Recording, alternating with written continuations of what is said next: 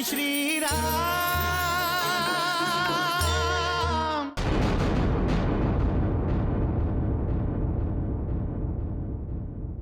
मैं महाराज दशरथ और महारानी कैकेयी को दर्शाना चाहता था कि इस लक्ष्मण के हाथ में खिलौना नहीं, एक धनुष है, जिससे निकलने वाला हर एक बाण शत्रु के सीने को छलनी कर देता है।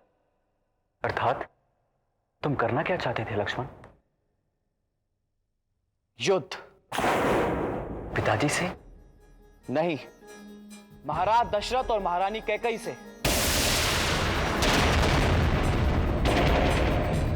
पहले तो मैं महाराज और महारानी को बंदी बनाऊंगा और उसके बाद कैकेयी देश पर आक्रमण करके भरत के अयोध्या आने पर प्रतिबंध लगा दूंगा। तुम जो कह रहे हो आवेश में आकर कह रहे हो लक्ष्मण, सोच समझ के नहीं कह रहे हो लक्ष्मण। यहां कोई शत्रु नहीं है, सब अपने हैं। अपने नहीं भैया, अपनों के वेश में पराए हैं। इसलिए तो आपका राज्य अभिषेक रोक दिया गया है। परंतु अब मैं ये सब नहीं होने दूंगा। जब तक लक्ष्मण है तब तक अयोध्या के राज सिंहासन पर आपके सिवाय दूसरा कोई और बैठ ही नहीं सकता, भरत भी नहीं। महाराज दशरथ भी नहीं। आखिर ये निर्णय राज्यसभा का है कि राज सिंहासन पर आप बैठेंगे। क्या यही संस्कार दिए हैं गुरुदेव ने तुम्हें? क्या यही आदर सम्मान है तुम्हारे मन में अपने पिता, भाई और अपनी छोटी मां के लिए? भैया, मेरे सामने आप ही का आदर्श है। मैं अपने बड़ों का आदर करता हूं। ये आदर है? इस प्रकार आदर करते हो तुम अपने पिताजी का, उन्हें बंदी बनाकर? भैया, उनका अध्योपतन हुआ है। लक्ष्मण, स्त्री के मोह पाश में जकड़कर उन्होंने आप पर अन्याय किया है। भैया बस करो लक्ष्मण, बस करो।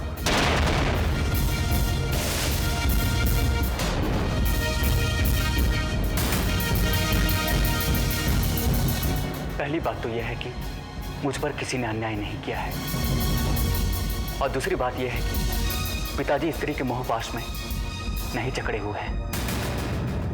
लक्ष्मण, पिताजी जैसे धैर्यवान, धर्मवान, नीतिवान, शौर्यशाली वीर पुरुष को तुमने पहचाना नहीं लक्ष्मण। तुमने प्रयास ही नहीं किया उनकी मनोदशा जानने का, उस दुख का, उस वेदना का तुमने अनुभव नहीं किया जो पिताजी को हो रही है। लक्ष्मण, पिताजी इस समय धर्म की दो राहें पे खड़े हैं। एक तरफ सत्यवचनी राजा का धर्म है और दूसरी तरफ पिता का धर्म है। वचन का पालन करते हैं तो पुत्र को 14 वर्ष का वनवास देना पड़ता है, और यदि वचन का पालन नहीं करते हैं तो कुल की कीर्ति कलंकित होती है, संपूर्ण सृष्टि में निंदा होती है, प्रतिष्ठा नष्ट होती है। ये सब होने के बाद वचन पर विश्वास कौन करेगा? पिताजी धर्म संकट में फंसे हैं लक्ष्मण। उनकी दशा घायल योद्धा की तरह है। वो युद्ध जीतना चाहते हैं, परंतु युद्ध जीतकर भी उनकी हार निश्चित है, इसका भी ज्ञान है उन्हें।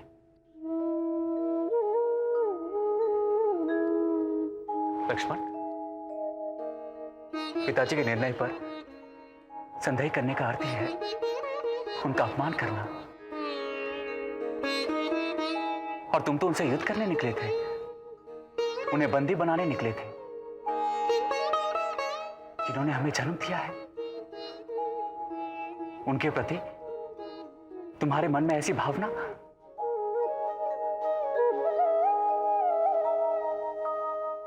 मुझे क्षमा कीजिए भैया।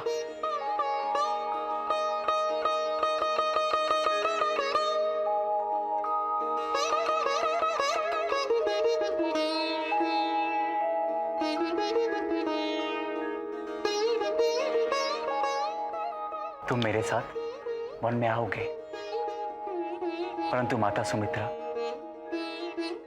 और उर्मिला की अनुमति देने के बाद।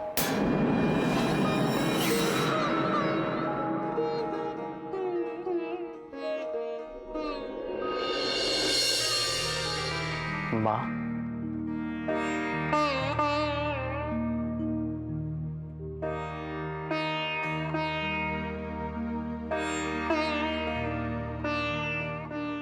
जीते रहो पुत्र।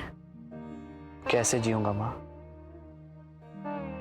मेरे प्राण तो वन में जा रहे। तो अपने प्राणों के साथ तुम्हें भी जाना चाहिए लक्ष्मण। माँ, लक्ष्मण, जहाँ राम का निवास है वही अयोध्या है। यदि राम और सीता वन जा रहे हैं तो तुम्हारा अयोध्या में क्या काम? मेरे राम और सीता की इतनी सेवा करना कि उन्हें अयोध्या की और अयोध्या के राजभवन के सुखों की कभी याद ना।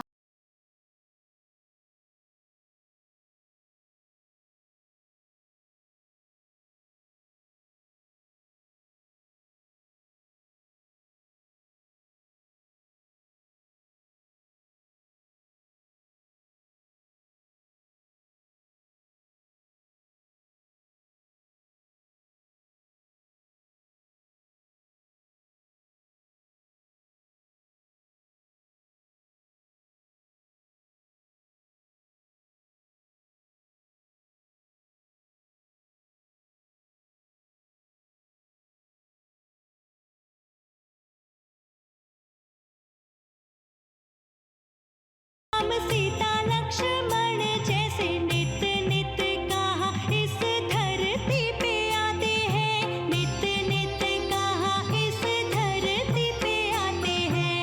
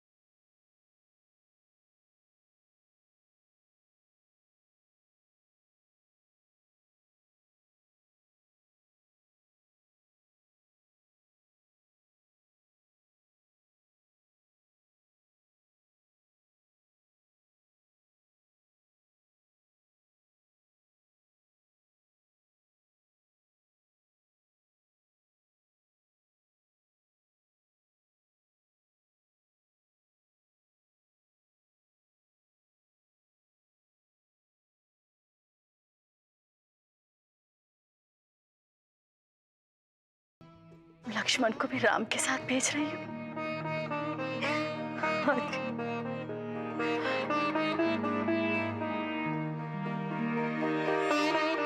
पर उर्मिला,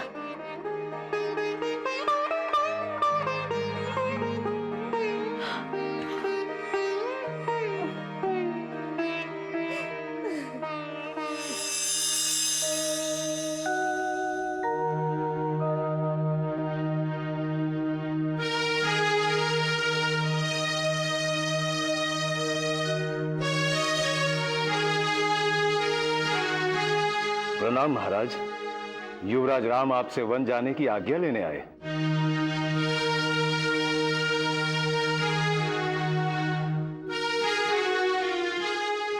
पिताजी, वन में जाने के लिए हमें आशीर्वाद दीजिए।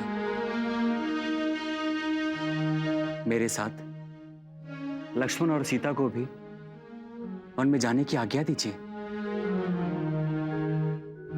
जानकी, जानकी तुम? मैंने इन्हें बहुत समझाया, परंतु दोनों ने अपना हट नहीं त्यागा।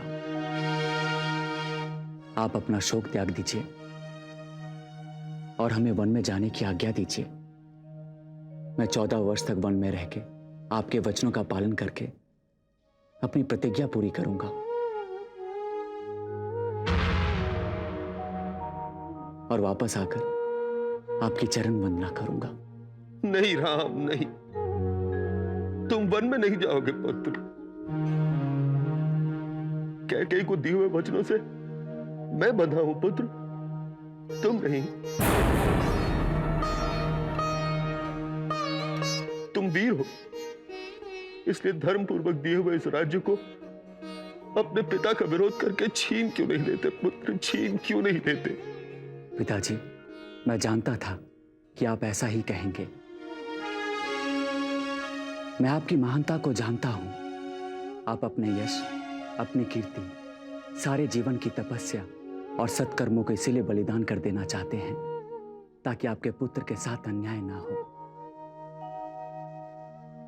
जिसका ऐसा महान पिता हो, उस पुत्र का भी तो कर्तव्य बनता है कि वह अपने पिता की महानता पर आँच न आने दे। यदि मुझे पितृ आज्ञा उल्लंघन करने का पाप भी लग जाए तो भी मैं वो कार्य नहीं करूंगा जिसे आपकी कीर्ति को धब्बा लगे। राम, मेरे पुत्र, अपने पिता को सत्यवादी सिद्ध करने के लिए तुम सब कुछ सहन करना चाहते हो, परंतु मैं राजमहल में रहूं और तुम वन में दुख भोगो। नहीं पुत्र, नहीं, मैं भी तुम्हारे साथ चलूंगा। पिताजी, आप ही ने तो कहा था राजा प्रजा की धरोहर होता है। इसलिए पुत्र के मुंह में आकर आप अपनी प्रजा को असहाय छोड़कर कैसे जा सकते हैं? आप मेरी दुख की चिंता ना कीजिए। सुख और दुख तो केवल मन की स्थिति का नाम है, और मैंने अपने मन को वनों की ओर आकर्षित भी कर लिया है।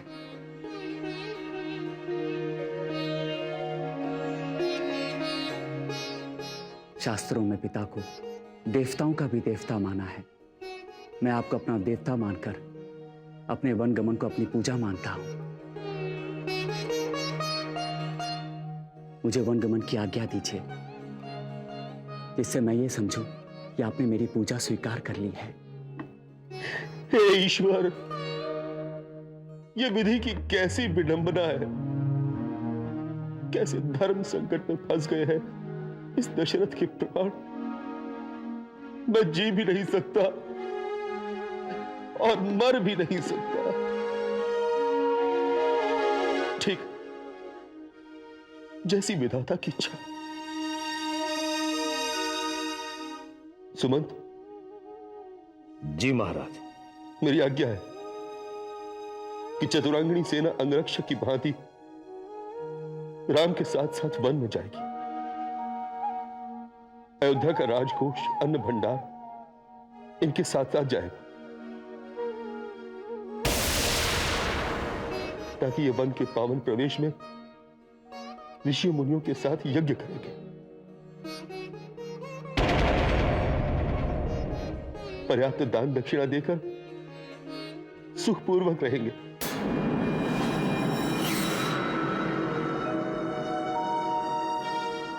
हमारी आज्ञा का पालन किया जाए सुमंत। महाराज, यदि सारी सेना, सारा धन राम के साथ चला जाएगा तो इस श्रीहीन, धनहीन, उजड़ी हुई अयोध्या का राज मेरा बेटा भरत कभी स्वीकार नहीं करेगा। कान खोल के सुन लीजिए महाराज, आप वचन हार चुके हैं। भरत को राजा स्वीकार कर चुके हैं, और बिना राजा की आज्ञा के कोई भी वस्तु राज्य के बाहर जाए, इसका अधिकार आपको किसने दिया? मेरे प्रण के अनुसार तपस्वी वेश में राम को 14 वर्ष तक मुनियों की तरह वन में रहना होगा। इन्हें तो ये राष्ट्रीय अलंकार, ये वस्त्र, ये आभूषण यहीं पर त्याग करके जाना चाहिए। इसीलिए मैंने इनके लिए मुनि वस्त्र पहले से ही तैयार करवा के रखे हैं।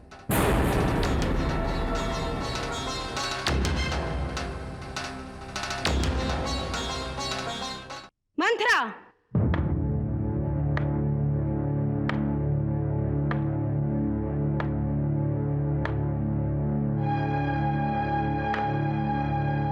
ये राम के लिए। हमें यहीं से मुनि वेश में जाना चाहिए। राज के साथ मैं सभी राशि भोगों का त्याग कर चुका हूं।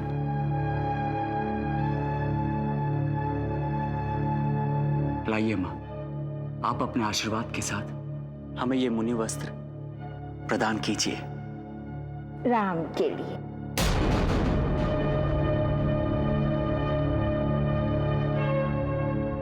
लक्ष्मण के लिए।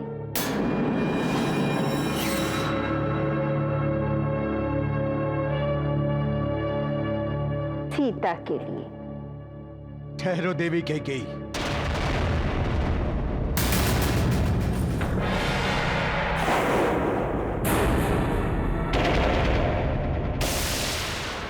आप त्रिया हट से पति की मर्यादा को भंग कर रही हैं।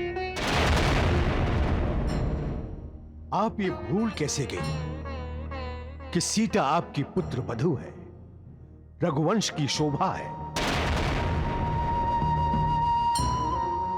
सूर्य वंश की लाज, उत्तम वस्त्र, आभूषण उतारते समय आपके हाथ क्यों नहीं कांपे?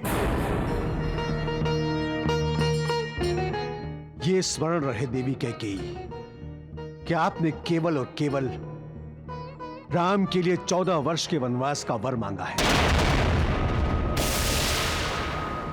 सीता के लिए नहीं। सीता पूरे राजसी ठाट के साथ वन में रहेगी, ये हमारी आज्ञा है। गुरुदेव ठीक कहते हैं, सीता राज रानी की तरह रहेगी।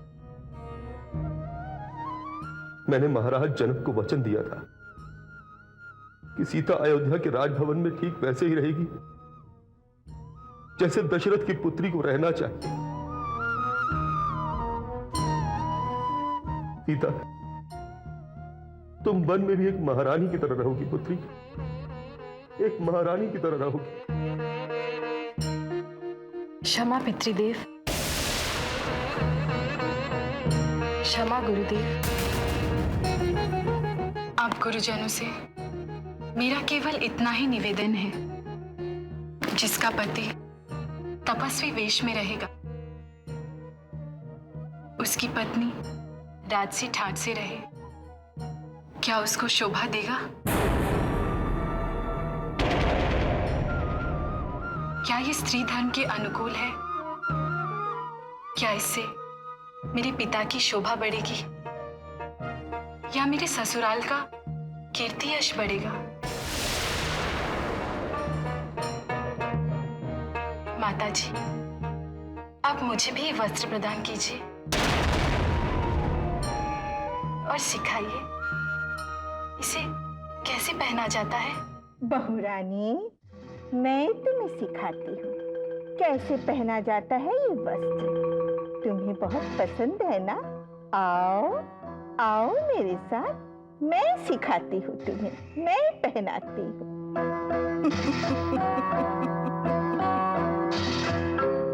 ये लो, अपने वस्त्र उतारो और ये वस्त्र पहनो, और ये आभूषण भी उतार दो।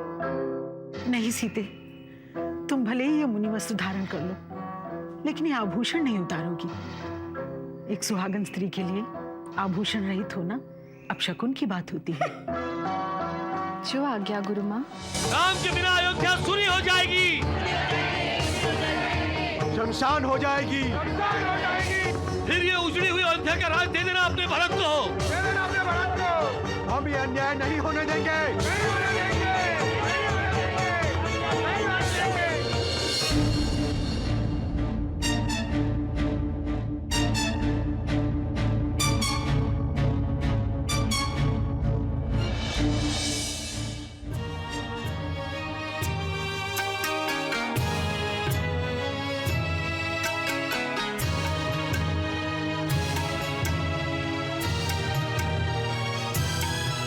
मत जाओ राम, मत जाओ, रुक जाओ सिया, रुक जाओ। राम अयोध्या छोड़कर मत जाओ।